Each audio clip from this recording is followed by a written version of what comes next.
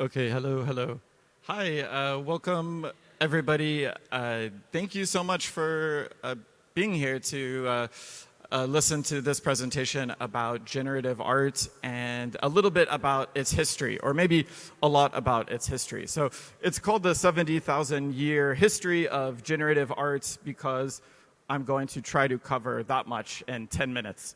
So why 70,000 years? Because about 70,000 years ago, some of the earliest human markings are arguably generative. If you look here, they appear to be based on a system that is not dissimilar to Islamic tiling-based systems, and we can still see the legacy of them today all over Lisbon. So this is something that is arguably generative because there might not be a large amount of autonomy or randomness, but I think there's a clear level of systems thinking in this work, and I think that's really interesting that our systems thinking in art goes back tens of thousands of years. And the next moment of the 10 that I'm going to cover today is about photography and how it mechanized art's production. So this is Edward Muybridge, and you can already see some of his influence on today's contemporary art. You can see, first of all, seriality. You can see randomness. Each image has been randomly captured. And you can also see the grid-like structure that still influences a lot of software art today. And then, of course, again, photography is where art really started to mechanize around 200 years ago as the best method for capturing light and color. And then the third moment out of 10 is the birth of cybernetics in 1947 or 1948. This happened in Norbert Wiener.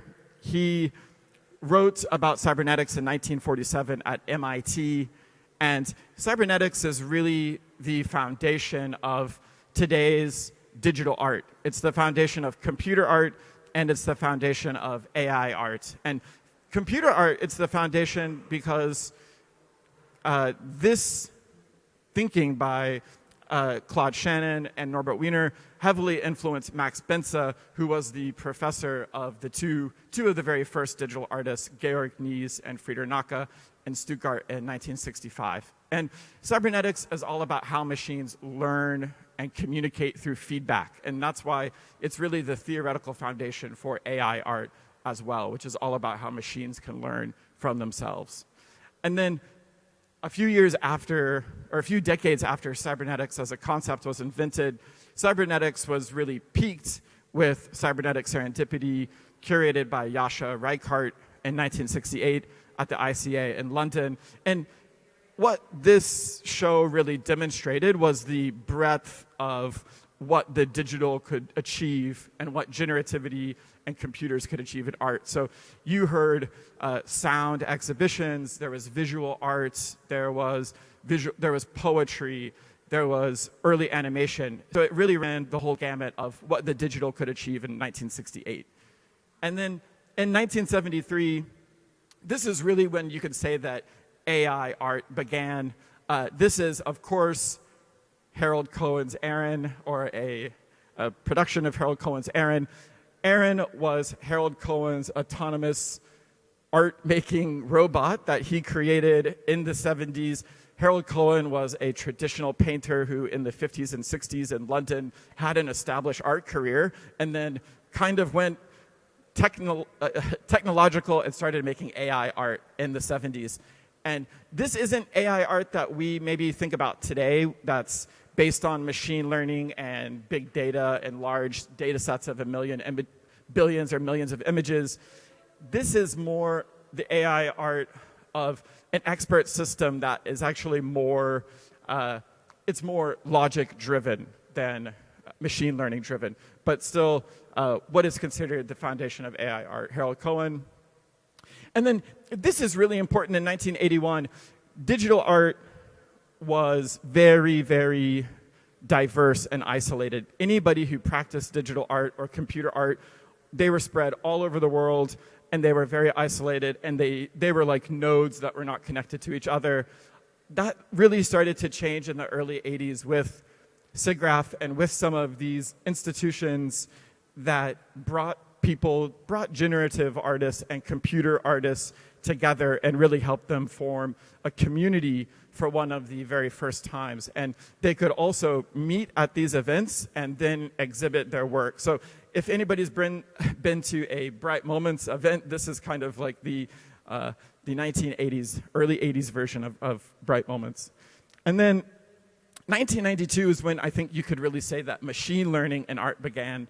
This is Scott Draves' fractal or algorithm from 1992. It was an open source software that enabled people to create art. And this would go on in 1999 to form the basis of his Electric Sheep, which is really the first instance of machine learning, I think, in art. Proper machine learning in art like we think of AI art today. I would argue Scott Draves, 1999. And that was based on this fractal flames algorithm. This is an open source and super famous algorithm. It was on like a Super Bowl ad, and lots of artists used it, but Scott Draves invented it. And then in 2001, Casey Rees and Ben Fry, under John Maeda, they create processing. Anybody who's a generative artist in here, like Jeff Davis, thank you so much for joining us, has used processing or knows about processing. What processing did was, right after the internet really started getting mainstream in 1995, that really let artists connect with each other and made networking and computers accessible, but processing made coding accessible to artists and to creatives.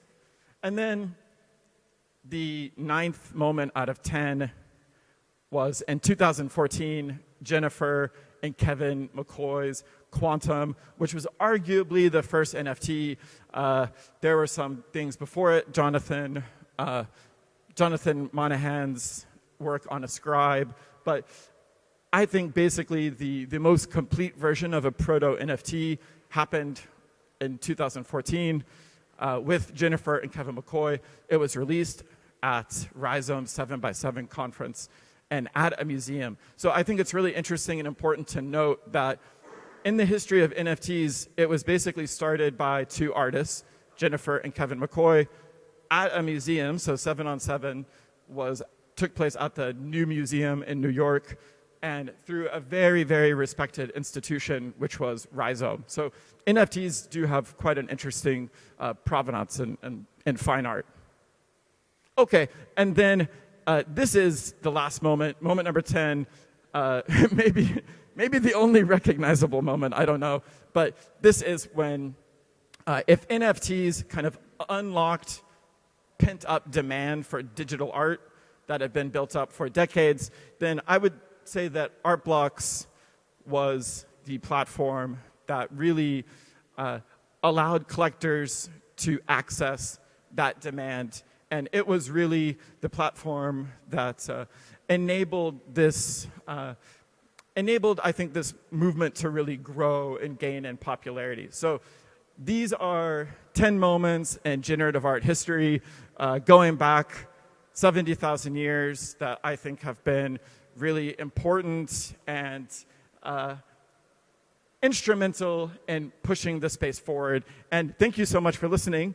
If you would like to learn more, so I'm writing this book-length timeline on generative art, which is really now just a digital art history. And this timeline, it will have about 1,000 moments. It'll be about 100,000 words, and it'll eventually be a physical book, but right now it's online, mostly online, and you can access it here. So I'm still writing it, so it's not entirely finished. But this talk is, thank you so much for listening.